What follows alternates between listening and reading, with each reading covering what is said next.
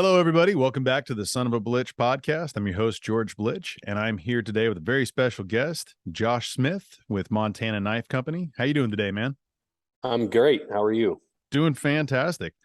Look, I wanted to kind of dive into a little bit of your history to kind of bring us back up to where you are now. And there's some really amazing accolades that I read about. One that you were the youngest Master Bladesmith at 19, but I know that starts even before that. You were the youngest journeyman to start. Can you kind of bring us, all of our listeners, to the beginning of how you got started with making your own knife? Who was the person who inspired you, and how did this all get started? Yeah, I was a Little League baseball player. I grew up in Lincoln, Montana, and I was playing Little League, and my Little League baseball coach, his name is Rick Dunkerley. He still makes knives today, makes really beautiful knives. He was coaching me and invited me. My parents actually bought me one of his knives for Christmas. I was constantly wanting to check him out when he would bring him to practice and show the other dads and whatnot. And so my parents bought me one of his for Christmas. And then after that, he invited me up to make one in his shop, and ended up making two or three kind of over a few months, going up, kind of bugging him to go back up there and make more. And honestly, it just really clicked, and pretty quickly kind of transitioned to starting to buy some equipment. I had a lawn mowing business, and I also worked in my parents' excavation business. So transitioned to buying equipment and having it in my shop at home, my dad's shop. And then my dad's pretty clean. His shop's pretty tidy. Well, I was starting to make too much of a mess in there with grinding dust and all that. So Sure. We enclosed a lean-to at my dad's place, my mom and dad's. And I had my own little space, a little 10 by 10 uninsulated lean-to shed, and started working in there, and it kind of took off from there. That's awesome. And then I know that you talked about before you joined the American Bladesmith Society. What was your decision to go and become a journeyman? And then, yeah, because that, I know that's pretty much taking that step to the next level of you, not only for your own personal skill and advancement, but then it seems like maybe that was the time when you decided this was something you might want to pursue, maybe as a living in the future. Or is that something that kind of clicked at that moment, or was that just a challenge? What was that for you? Yeah, I don't know that the living part clicked just yet, but Rick had the foresight to tell me as a 12-year-old, like, you should join the American Bladesmith Society. I think he saw something that, like, I was pretty driven. Mm-hmm. And I do remember him specifically saying, like, you could become the youngest journeyman in the world, if you want to do that. And so, to become a quote unquote apprentice knife maker, you really just have to join the American Bladesmith Society. And so I paid my dues, I joined. And then after a couple of years of being a member, I decided to go ahead and try and test, and went after my journeyman test. The American Bladesmith Society is really more of a blade forging organization. It's not necessarily, knife making per se. It's forged knives. So especially back then, there was the Knife Makers Guild, which lent more to people who just grind knives. And then there was the American Bladesmith Society that was more geared towards the people who forge knives for a living. So I joined that. They were fantastic. There was a lot of very supportive people. And I ended up testing when I was 14 and a half. I did the performance part. I had a birthday right around there. And then I turned 15 and tested the final stage of that test, and became the youngest journeyman knife maker in the world at that point. That test is cool. I mean, it's a very good test of your ability to not only make a blade that looks nice, but also a blade that performs well. There's two parts to it. You have to make a blade that chops a 1-inch rope in half in one chop, which just tests sharpness. Mm-hmm. And then you have to forge, that same blade has to be able to chop two 2x4s in half. And when you get down to the end of that and you cut that last 2x4 in half, that knife still has to be able to shave all that rope and 2x4 without resharpening. And then at that point, you have to bend that blade 90 degrees in a vise without breaking it. And what that does is that shows that you have control over your heat treatment of your steel, that you can make a sharp knife, you can make a knife that has good edge holding ability, but isn't so hard that it's brittle. It shows that you have control over that process. And then after that, you have to take 5 knives to Atlanta, Georgia, to the Atlanta Blade Show, and present 5 finished knives to a panel of judges, Mastersmith judges, and they judge like your fit and finish and your quality of your knives. Is there a certain type of knife that they ask for of those 5, or is it your own that you're presenting? Is it like what does that look like? There's just a few parameters. At the journeyman level, they don't want you to present any Damascus blades. They have to just be carbon steel blades. Generally, they're not a fan of you presenting folding knives. It's mostly all fixed blade knives, traditionally. And I would argue that as times have changed, it would be, and I don't know if they've done this yet, but it would be nice if they would allow, someone to present it like a pocket knife. But beyond that, especially at the journeyman stage, you're just completely free to design all your own knives. When you do the Mastersmith test, there is one blade that they require, which is a Quillian dagger, and that they have some size parameters, and the fact that it has to be a Quillian dagger, but your design of that Quillian dagger can vary obviously within that. And the reason that they require that one blade is it kind of shows that you can work within some super tight parameters, and that blade's also fairly difficult to make from a execution standpoint. So it kind of forces everybody to at least do one blade that has to meet a certain criteria, and those knives at that point can be Damascus, and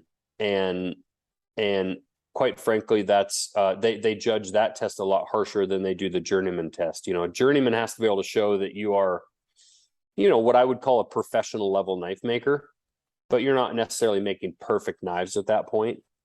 When you test for your Mastersmith test, they're holding you to a very, very high standard.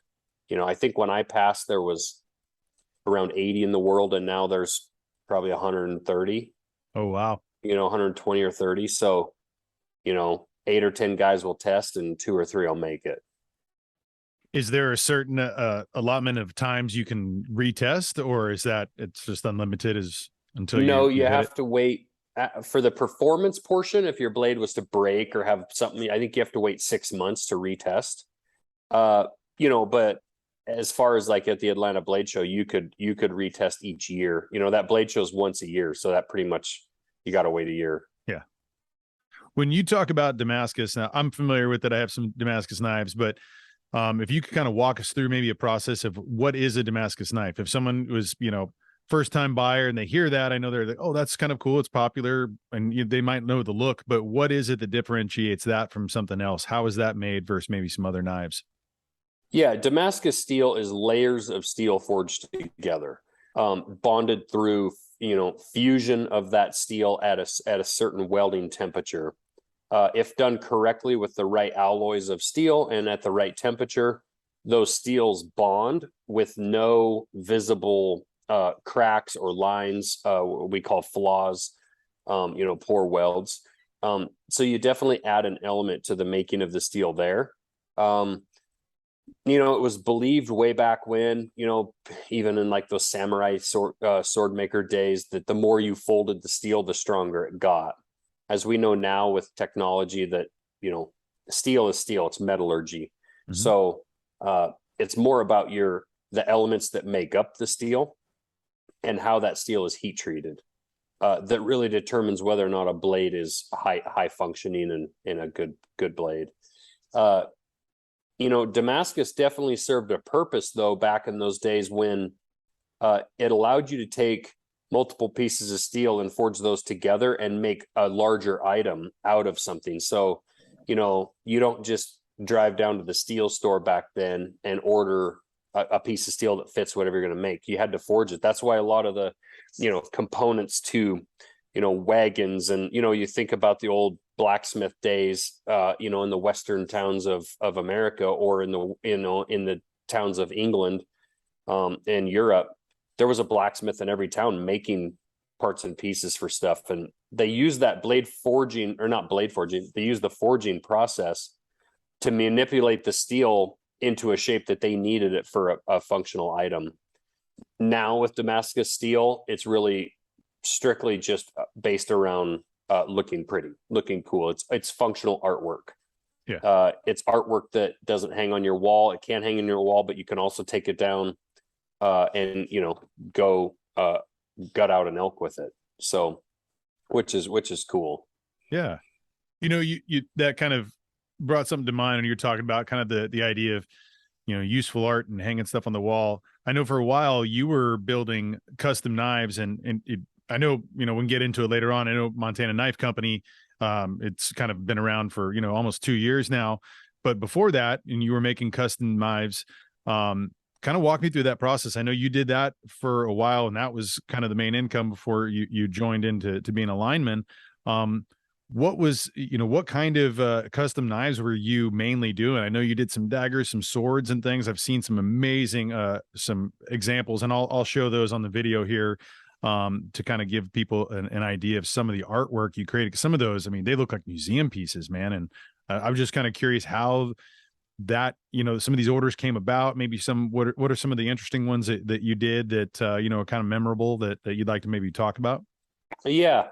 I mean, when I graduated high school, the career portion wasn't necessarily, I kept having all these old knife makers tell me like, don't do this for a living. It's a hard way to make a living. And, I had ambitions of taking over my parents' excavation company. But frankly, the knife making thing was kind of burning in me, and I pretty much had to find out for myself. And so sure enough, I went full time making knives when I was about 21 years old, and made knives full time up until about 2010. And it was about a 10-year stretch. But I had 4 young kids, babies. The economy kind of went out from underneath the knife world or underneath the world at that point. And right. I was making very high-end custom art piece knives. They were $2,000 to $15,000. So the first thing that people cut out of their budget when, a recession hits are high-end custom knives.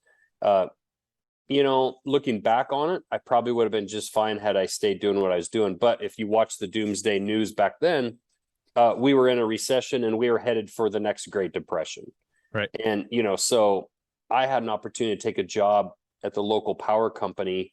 I initially took a job as a guy doing, digging on gas lines, excavation work, thinking I was going to get a welding apprenticeship. And I actually quickly switched over to the electric side, just reading the room at the age of the guys that were going to be retiring, and got a lineman apprentice position and became a journeyman lineman after a few years there. And I took that just for stability, paid vacation, 401k, great wage. Making knives full time, it's like being an artist. If you're not working, you're not making money. If you screw something up, you lost all that time. It's a tough way to go. And frankly, I was trying to ascend kind of to the top of the knife world and become known as one of the top makers during that stretch. I was really getting there. But I was really starting to question, as I saw a lot of the people I really looked up to, like the older guys that were in their 60s, and I was looking at their quality of life and like the fact that they're probably not going to retire. And I started just really questioning whether or not making knives full time, one at a time, high-end art pieces was going to seem like it was going to always be a very difficult road. Sure. But I also had the idea of this company I wanted to start, and I named it Montana Knife Company, and I actually registered the name with the state of Montana when I was 19.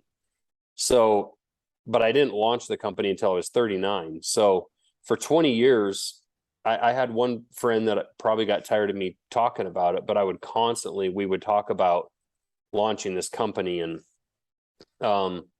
so it finally got to the point where, as I was working as a lineman, I knew I had to scratch that itch. And my new wife at the time was encouraging me to do it and launch this company. And I just felt like none of these companies were making hunting knives, like knives for hunters specifically. Right. There's a lot of great knife companies out there, but I can't think of very many of them, if any, that just call themselves a hunting knife company, and that's it.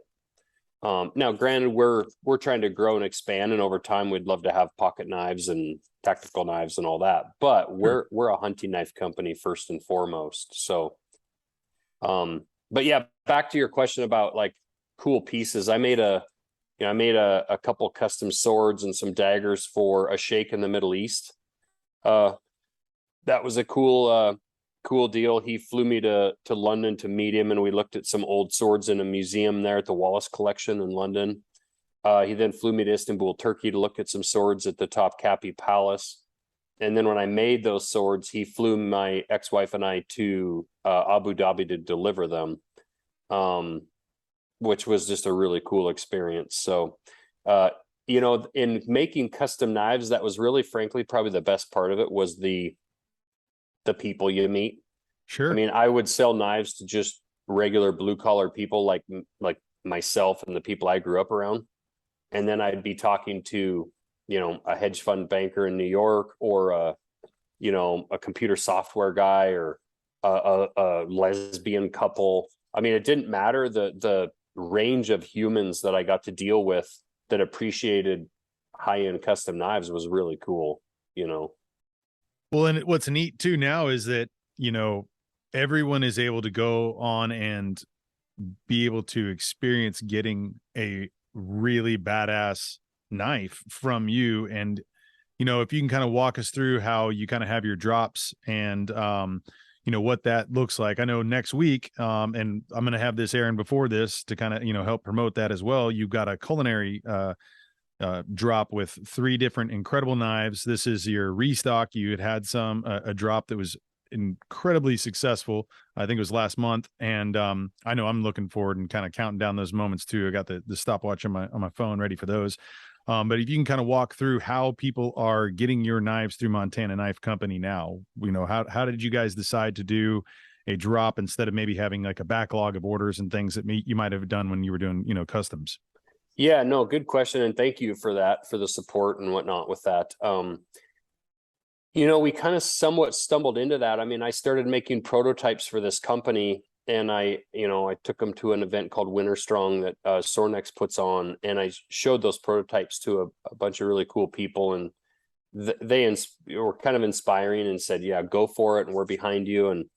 And came home from that. That was the spring of 2020, which was COVID, like diving straight off into it. And I'd quit knife making one time before when the economy and things got crazy, and this time I kind of decided to really take the opposite approach and just dive straight into it. And we launched the website in July of that year. My now business partner at the time was just kind of paying him to do a little bit of content and make me a website. And that's Brandon Horoho, that's right? Brandon. Yes.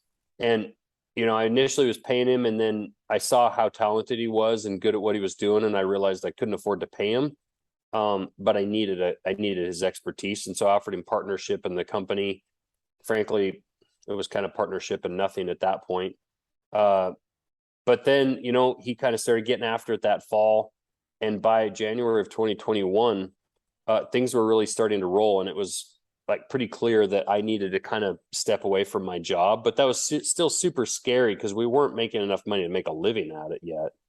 And you got 4 kids, and you've got, like you were talking about, the retirement, all the different insurance, the different things, the 401k, that kind of livelihood and that stability it's tough to step away from.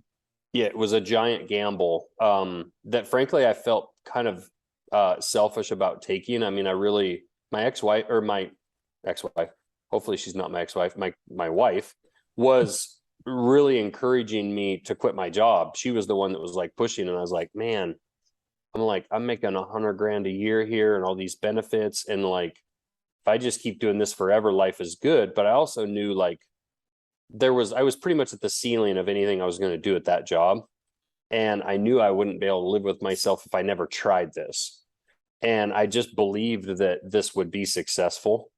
And so, the drop thing wasn't necessarily an intentional thing from the beginning. I just, frankly, the place that I had grinding the blades, like a mass production type grinding stuff done on it, they wouldn't grind any less than 200 blades. And I was like, oh my God, that's a ton of blades. And it was a lot of money to, buy the steel and get all that going. And so I did 200 blades. And then I did another run after I kind of had sold those. And that's really how it started. And then all of a sudden it started taking off to where I was like, well, shit, I'm going to do 300 blades or 400 and now 500. And now we're going to cut 1,500. I mean, that's really how it like ramped up. And frankly, it was just the sales that kind of drove it. And we weren't borrowing money. I mean, we were using the money from one drop to pay for the next and just building, just kind of that bootstrap kind of American dream type style of business instead of just going out and borrowing a ton of money. And I really wasn't willing to borrow a bunch of money because I'd already put my family at somewhat of risk. I definitely wasn't going to strap us with a lot of debt. And frankly, with the people ask me like, why don't you take pre-orders? If I want a knife, why can't I just order one and then you send it when it's done? I do not want to take people's money until I can send them something. And you're not going to get the knife any faster. It may guarantee you that you're going to get a knife. Right. But now what I'm going to deal with would be people emailing or calling saying, hey, you told me April 1st and it's now April 15th. Where's my knife? Instead, and I don't ever want to be pressured to put something out that's not right. Like the chef's knives, when we did our initial run, those were probably in my shop for 7 months before I finally dropped them. Like we kept playing with different finishes, kept playing with different techniques, sharpening, like all these different things. And had I let pre-orders go out like in January, it would have been a disaster. And I probably would have been tempted to put them out before they were ready. So that's just kind of how that took off. Now, that being said, we want to have knives in stock on our website all the time. If you want to come buy a knife for your, dad for his birthday next week, and you just remember on like Monday, like, oh my God, I need a gift. We want to have something available. And so we actually Brandon just started hinting at on Instagram this morning, this December 8th time frame. Yeah, December I saw that 8th, 12 at 8. Yeah, we're going to launch Speed Goats to be in stock full time. Oh, that's awesome. And that's like our first knife that we'll have in stock. And then, we're going to start working towards other models. But here again, like as much as we've grown and, have some success going, it's funny. It still takes a lot of money to like push out, like the more and more blades you cut, the more equipment you have to buy, the more employees you hire. So I don't think sometimes people understand, it's not like we just have millions of dollars sitting here to just push out, and that's the thing about China and Chinese products. They'll order containers and containers full, dozens of containers, hundreds of containers full of a product, and they'll get 10,000 of them landed on the coast where, we're making 1,000 or 500. And so it's harder for us to just create stuff to be available all the time. It takes some work. Well, and you're making everything here, very proudly American made, and you've got the American jobs here. You're supporting this economy locally and throughout the country. You're delivering the highest quality knives, and you're touching every single one. I mean, correct me if I'm wrong, you're basically hand sharpening them. You got a hand on each one before it goes out. It's seen your eyes, it's your hands. That, okay, this represents what I want it to. This is an MKC knife, and there's certain things that come along with that. And that's something that you're not going to compromise in getting some cheaper quality or something that could be more mass manufactured and things like that. And I think that is, it feels like that custom knife still. It feels like it's something when you hold it in your hands that what's been put into it. And I love that personally. Yeah. And and to be, full disclosure, like I no longer touch every single knife myself. Mm-hmm. I build all the prototypes for it. Every knife that we make, I build custom prototypes one after the other until I get them exactly how I want them to feel. I develop all those processes. Yes, I still do some of the sharpening and some of that in the shop, but frankly, we've gotten to the point where I'm so busy on the business side and doing stuff like this trying to Right. grow the brand, Yeah. that I'm not the guy sharpening. That being said, I'm in the shop with them every single day. I am picking knives up. When I shoot a video or I do something, I want to show how sharp something is, I grab it right off the rack and go over and do it. Like, that thing better cut. Right. I have phenomenal employees that I've trained that are doing a really great job. It's actually funny. Sometimes they kick knives out, like upon their inspection, there'll be like a few knives laying here that are like in the reject pile. And I'm like looking at them, I'm trying to figure out what the problem is here. And they're like, well, there's this little speck right here on this side of the blade. And even sometimes I'm the one where I'm like, okay, well, you're getting a little aggressive here. Like, that's just fine. We are making a production knife. It's not, a $2,000 custom, but I'm proud of that, because that's the level of expectation our employees have. Yeah. And that's what I want. Like, I would way rather that than get a knife back from a customer saying, look at this giant streak, that somebody let go through your shop, or the fact that it's dull. It's so yeah, I'm super proud of our team we're building. To me, any great company has to have amazing team members. And I mean, we have a phenomenal team right now. That's great, So, man. That's great. Well, it does speak to the testament of your brand and what it is you want to put out, and having folks like that as employees. I mean, it's so invaluable, man. It's great. I'm really yeah. happy for you. And I mean, and I want it to be a place that people want to work. I mean, I remember, that corporate lineman job where, you just feel like you kind of feels like you wear a prison number, and it's the corporate headquarters is 3 hours away, and the top 5 people in the company don't know who you are and don't give a shit. And right. like my worker in my shop here, Tristan, killed a really nice buck on Sunday. Death marched himself way into this terrible place, and this like crushed himself all weekend, and was like, called our director of operations, like, I'm not coming in on Monday, I am cooked. And so he's working 410s, and he's working today through Tuesday through Friday. I want to have flexibility for our employees in our company, and provide some cool opportunities that they might not get at a place that really doesn't care about their personal lives.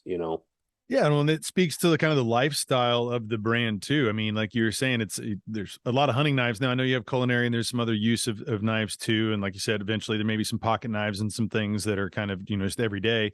And I've seen some that you have too that are some really good for everyday carry too. But there's the utilitarian aspect of that too, and it's really cool to see that you guys are using your own products, that you have employees that are going out and using those. And it's like, yeah, it is. I mean, I bought the Stonewall Blackfoot, and I'm just amazed at it. And it's such a wonderful knife. And now I'm looking at the Blackfoot 2.0. I'm, signing up on your website too. And for those who aren't aware, if you go to montanaknifecompany.com and you see a knife you want, you can go ahead and put in your email address, and you'll be notified when those are dropping next, and that's, I'm super pumped for just kind of getting the collection of all these. And I wanted you to talk about too, like, I know you mentioned at one point when you were a lineman, and then you had kind of stepped away, and you had then, launched, your company. And there was a post you had where there were linemen that were bringing power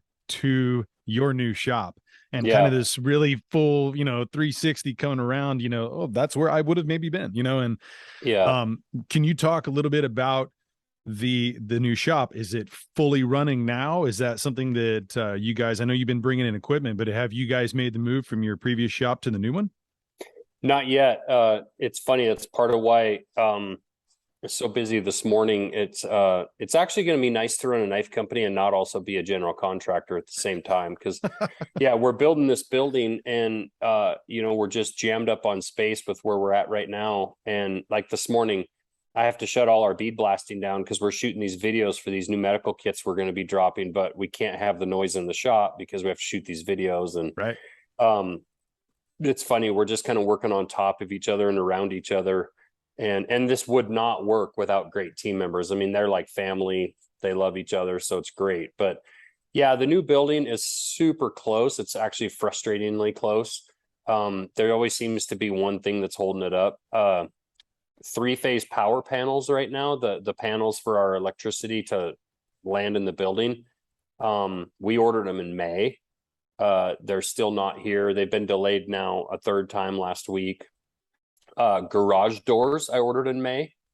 And they should be in by December 1st, but to me, I was told September when we ordered them. Right. And it's now mid-November. And then we're just doing a few things. This morning, I had to run to town. My plumber called me this morning and said, "Hey, we're coming out to set everything. What kind of vanities did you buy?" And I was like, "Oh shit, I didn't buy." I will let you know in 3 hours. Yeah. Yeah. So at 8 o'clock this morning, I was driving 90, headed to Home Depot, and I bought 2 vanities and 2 countertops and sinks and all the stuff. And I was home at 10 with all that. And so they're actually installing that right now. Should have water in the shop today. One of my employees is putting together a bunch of racking. There's a lot. Like, it's one thing to build the building. It's another thing to build out the workbenches and the racking and the storage and just all the stuff around it. And then frankly, the only other thing that's going to hold us up till January is our dust collection system. There again, that's something we ordered several months ago, but we have a big dust collection system we'll be putting in. But that's super, super important just to keep the shop healthy and clean. And I just refuse to work in it, as tempting as it is to get in there in December and start working. It'll just make a mess and be dirty, and I'd rather keep that dirty mess in kind of our old shop we're in now. Yeah. So by the 1st of February we should really be rolling in there, but we should be moving in like all the merchandise area and a lot of the racking, a lot of that stuff here in like the next week. They're putting carpet upstairs in the offices starting tomorrow. So things are coming, but it's it's been a challenge with just with the building and the supply chains and everything, Sure. Where is this located near your shop that's in existence now? Did you buy some new land for this? Tell me about that.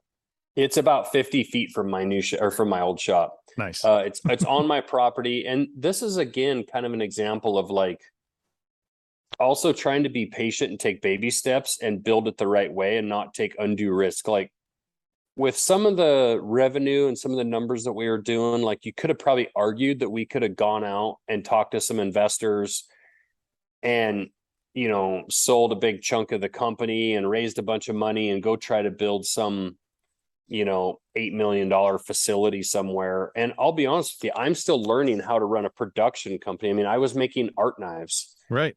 So to make knives by the hundreds or thousands is not my expertise. So I am learning as we go along. And so instead of biting more off than we could chew, and frankly, building something huge that wasn't even maybe built the right way, we're taking that next step with this building, which is on my own property.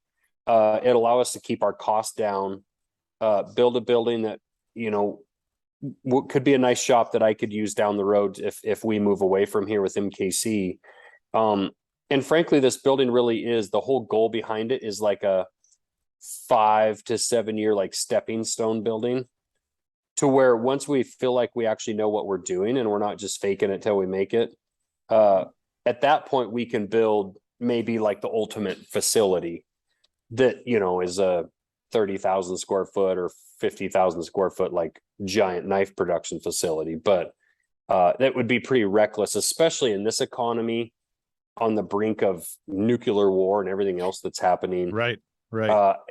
Again, just undue risk I wasn't willing to take, Well, and you talked about too, like, you had registered the name for MKC back when you were 19 years old. And I remember reading an interview or actually I think it was a video that you talked about how you felt like you had one shot to do this. And then when you did it, you were going to put everything into it and you knew it was the right time. And it looks like, you can say, and with confidence that like you did it at the right time. And I like that you're taking these stepping stones to make sure that you're not getting ahead of yourself, and that you do have like that 5 or 7 year plan for this building. And then, you can have that later on, and that you're learning how to do that. And like you said too, you went from a custom, maker to now more of a production side. And I think it's a smart business strategy to take those steps and to take that time and make sure you're doing it right. So I think that's great, man. I'm excited to see where all that's going to go.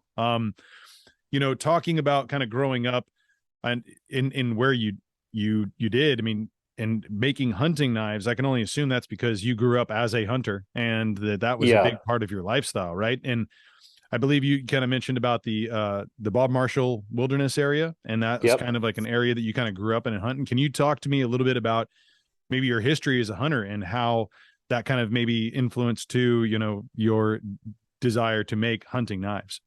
Yeah. I grew up in Lincoln, Montana, which is right on the edge of the Bob Marshall.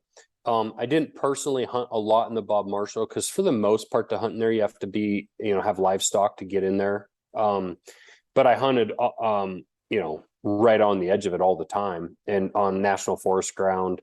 I grew up along the Blackfoot River. I hunted a bunch in a tree stand as a kid down there.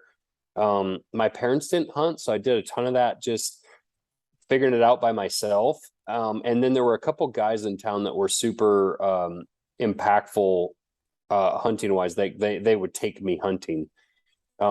Just a random guy in town. I look back on, it's actually kind of amazing to me that he took the time to take me. He had his own kids and he would take me hunting, which was cool. My uncle would take me a little bit. But yeah, I don't know. I just absolutely loved being in the outdoors. I love the hunting part of it. I love seeing the animals, and I wasn't generally highly successful at that point in my life, but I loved being out there. And then over the years, I just got into it more and more, got into more and more into archery. And I had a ton of people and it was something that really bothered me when I was making customs was my stuff was pretty high end, pretty expensive. And you would have people locally with just kind of regular jobs, want to order a hunting knife. And I always felt this obligation to like charge them less, or if I tried to charge the price I kind of needed to make money out, then it's a super expensive hunting knife. And it bothered me that they didn't really have like a good option.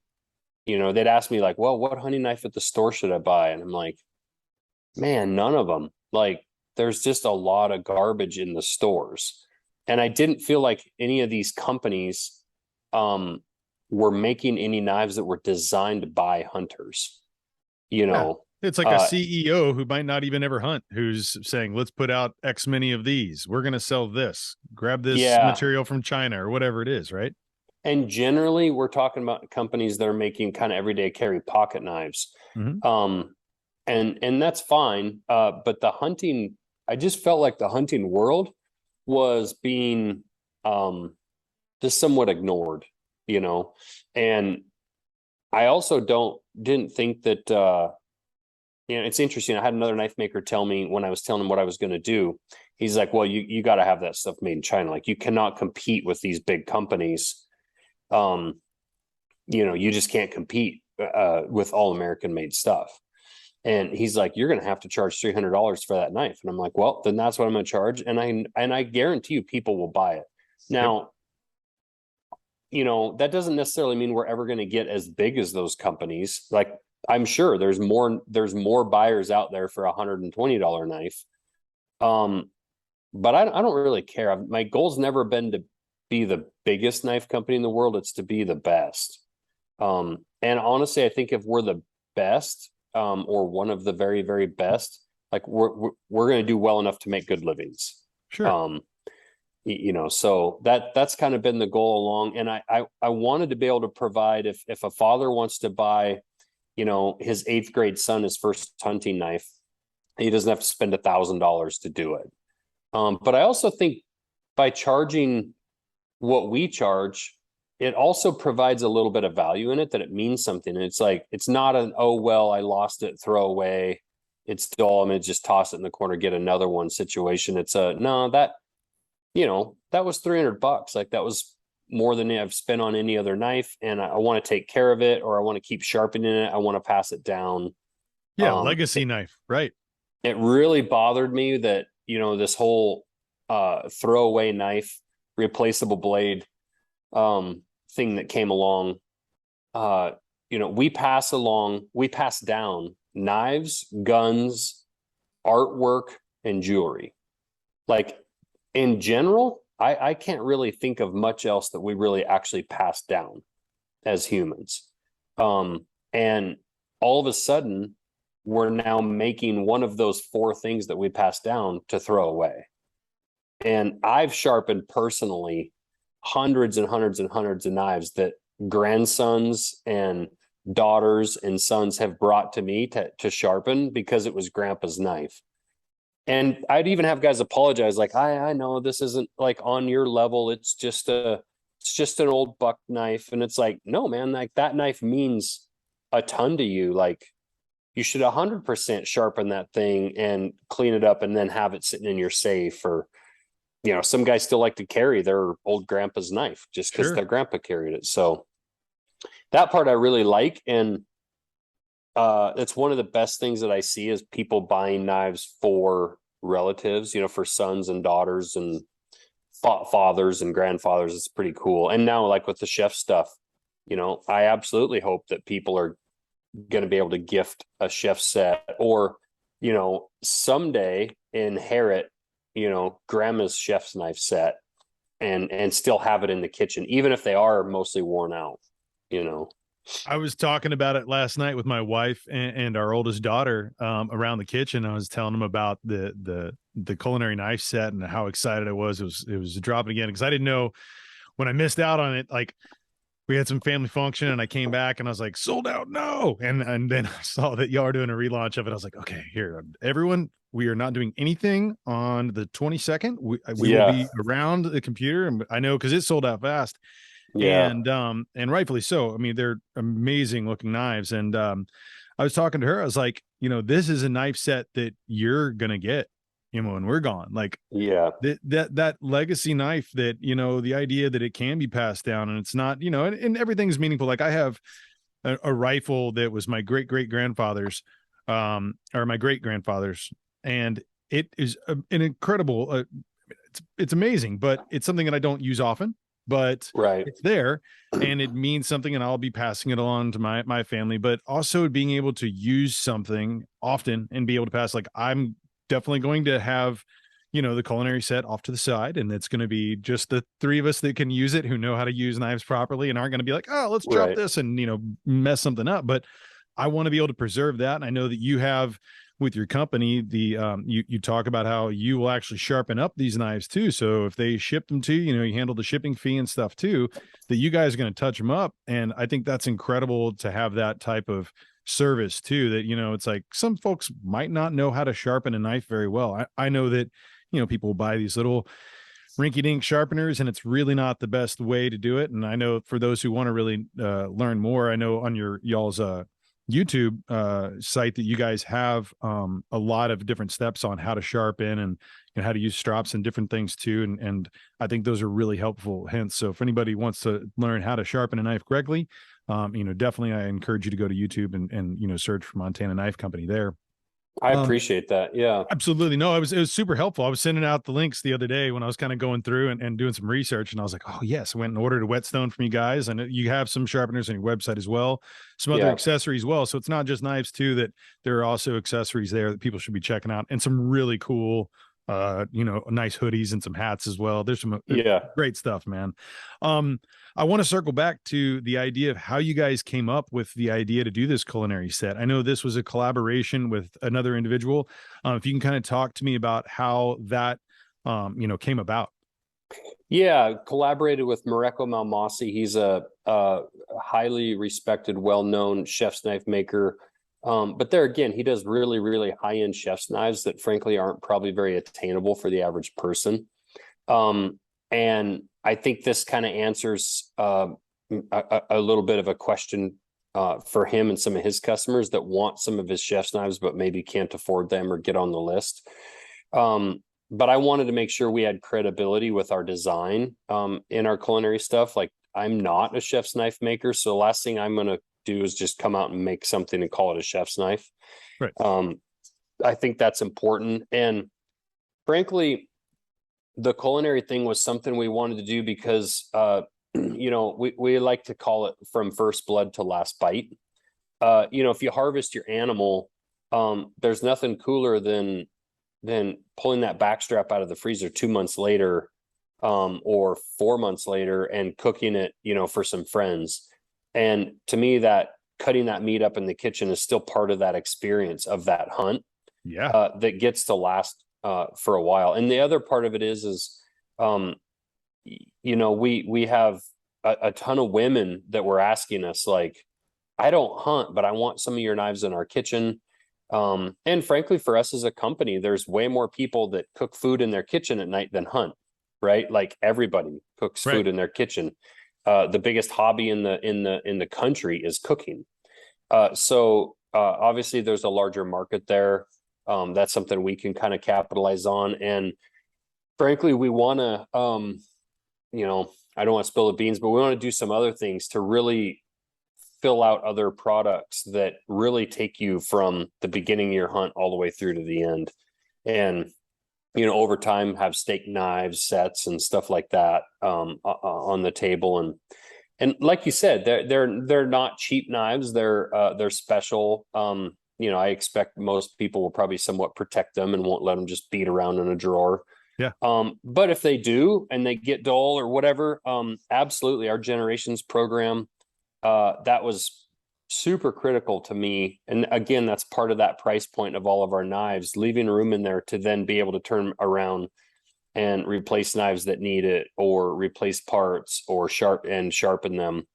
And nothing pains me more to hear, like, somebody left a knife home from a hunt because it was dull, and all they would have had to spend is $5 to ship it to me, and I'll pay to ship it back to them. So yes, there are sharpening stones on our site. We're actually going to be shooting more sharpening videos, more how-to stuff to really answer that, because that's our number one question that we get, is how to sharpen.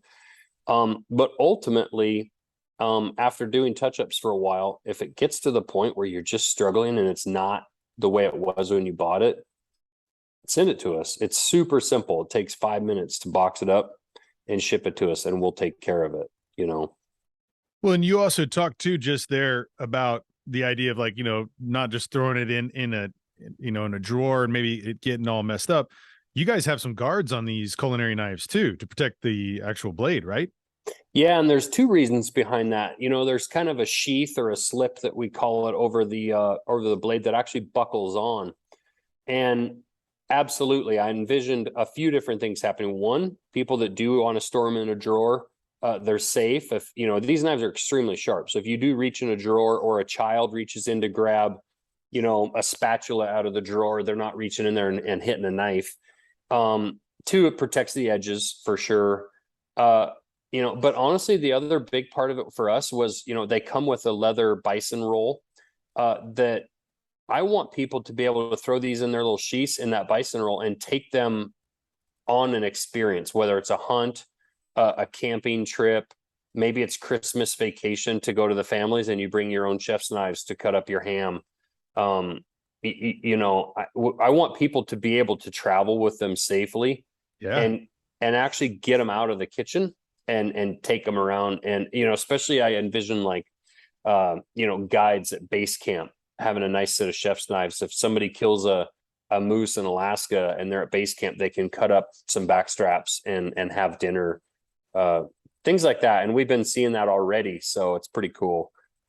That's my intention too. I have a ranch in Southwest Texas. I'm a 5th generation landowner there, and I completely am looking forward to getting these so that I can also take them and be able to utilize them. Because one of our favorite things to do there is, we take an animal, like, let's say we take a hog, and it's like, all right, we're going to go ahead and do some pork belly, and just being able to have that one awesome knife that, like the Blackfoot Stonewall is, that is a great hunting knife there too. And, being able to use that to, get the animal apart, and then be able to use some great chef knives. And I just, I love working with high quality things. I'm at that point in my life too, where it's kind of the buy once, cry once. I've bought so many budget things in my life. And then there was a certain point where I just sold off all the cheapo guns that I had. And I've done this with different musical equipment too, and because I'm a musician, and so there's times where oh man, this cymbal's great, it's cracked, but it was $20, and then it's like, Right. okay, now I'm going to go ahead and buy something that is quality, that I know is going to last a long time. I'm going to treat it right. And I love that idea. And it's come full circle around all areas of my life too. And I think that that's something where people if they may be intimidated with that price line of seeing, oh, that knife is that much. It's like, you're going to have it for the rest of your life. If you don't know how to sharpen it well, you can send it back. You guys have the integrity of your company. This isn't something that's going to break. It's not something that's cheap. You're not buying some crap from China. You're buying something that's made in America, American-made jobs. You're supporting this economy here, and you're supporting folks who are doing the same kind of things, that are outdoorsmen and women, and chefs. And I just love what your company represents. And I'm a huge supporter of you guys. And I love to hear all the things you're talking about. I can't wait to see all the things that are coming down the pike. And, I just want to say thank you for coming on today. I know you have a lot to go, and you're juggling today as far as, things that you guys got going on there too, and in the building and in the marketing world. So, I just want to thank you for coming on, and please, keep us in mind if there's some other big drops that are coming up, even if, you got 10, 15 minutes to come on and we can chat, and, kind of, our listeners can learn about what's coming up. I encourage everybody to go and check out your socials. Can you tell people where the best places are to find you, and some news about what's coming on with the company? Yeah. Well, first of all, I want to thank you for having me on. And second of all, besides the podcast, just the support. I say it all the time, and I don't know how to get it across to be as sincere as possible, but it's cool. You've seen our shirt on like a Joe Rogan, or you've seen some of these famous people at times carrying our knives or wearing our stuff. But nothing has anywhere near the impact that the totality of just every other regular Joe person that's been supporting us and telling their friends, supporting us. Like, that's the part, those are the people that actually drive and build the company. Obviously it's nice to have some of the quote unquote celebrity support. Sure. But man, the support from just people going to work, doing their job every day, that are, I went to Costco this weekend to actually get a couple TV monitors for the new shop for our like meeting areas and stuff. And I saw a guy walking out of Costco. I wasn't close enough to him to talk to him, but he's wearing one of our hoodies. I had no idea who the guy was. And we get DMs every day. I saw your hoodie in New York at this bar, or I saw it in Atlanta at this. And people like that are just doing their daily tasks and shopping and deciding to wear our shirt that day means the world to us. So thanks for your support on that. You're very welcome. As far as news goes, Instagram, obviously that's kind of our main platform that we kind of concentrate on, at Montana Knife Company.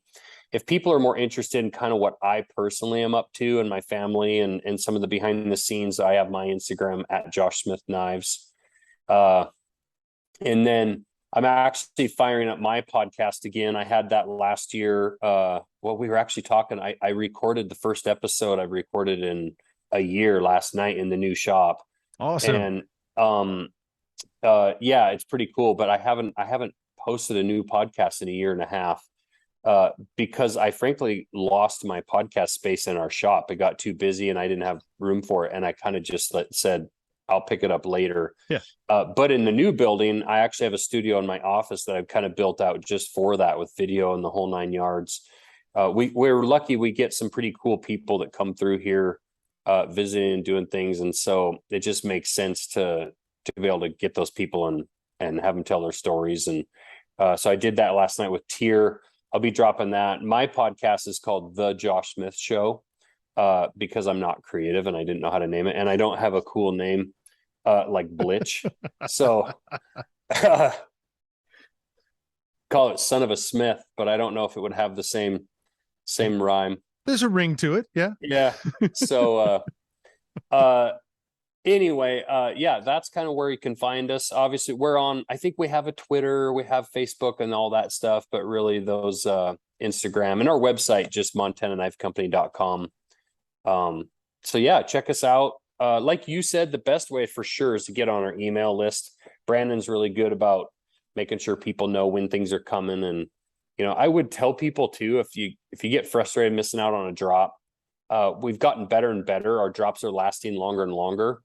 And it's not necessarily because sales are slowing down. It's just because we're making bigger and bigger runs. Yeah, making more, sure. Yeah. And don't get frustrated. Like it's not like there's very little that we ever do that's just a total one-off. Like we'll have more drops. So I encourage people to kind of hang with us. Well, and you have a sign up too that, it's kind of like a secret drop, and you'll get text messages or emails that will be like, hey, this is live now. And there's some chances too where you get on that list. I highly encourage it. And there's some really great links and things that are coming through. It's a definite fun, email and text list to get onto. There's all sorts of cool stuff and content that's coming out. But yeah, I've seen some things that pop up there. Hey, it's for sale right now. And it's kind of just like, you got to hop to and get it, but it's a great chance to kind of maybe catch a rebound if you didn't get the first one. So yeah, that's really great. Well, thanks. I appreciate that. And thanks again for having me on. And I'd be more than happy to jump back on with you sometime when we got more to chat about. So I'm looking forward to that. Well, thank you again, Josh Smith, Montana Knife Company. Everybody go check them out. And once again, thanks for joining me today. Awesome. Thanks a lot. Cheers.